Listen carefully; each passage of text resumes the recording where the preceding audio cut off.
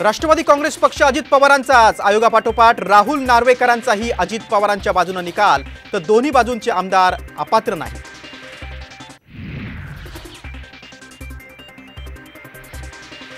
साक्ष आणि पुराव्यानुसार कायदेशीर निर्णय दिला, महान व्यक्तीच्या टीकेला उत्तर देणार नाही, राऊत आणि आव्हाडांच्या आरोपांना राहुल नार्वेकरांचं उत्तर।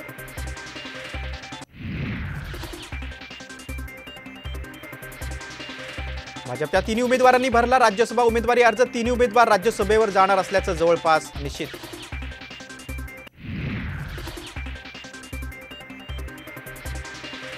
अजित पवारांच्या राष्ट्रवादीकडून प्रफुल्ल पटेलांनी भरला अर्ज, टर्म सुरू असताना फॉर्म का भरला ते येत्या काळात कळेल, पटेलांचं सूचक वक्तव्य।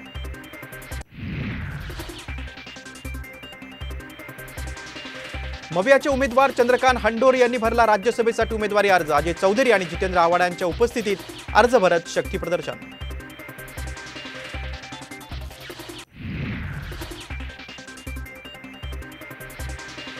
देशातील सर्वात मोठा भ्रष्टाचार पेटीएम मध्ये 27,000 कोटींचा घोटाळा, खासदार सुप्रिया सुळेंचा गंभीर आरोप।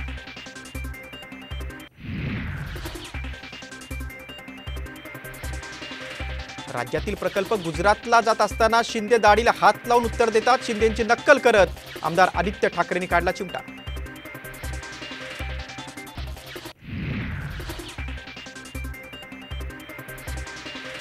आणि सलग 6व्या दिवसाच्या उपोषणामुळे जरांगेंची प्रकृती खालावली, तर जरांगेने डॉक्टरांकडून उपचार घ्यावेत, हायकोर्टाचे निर्देश।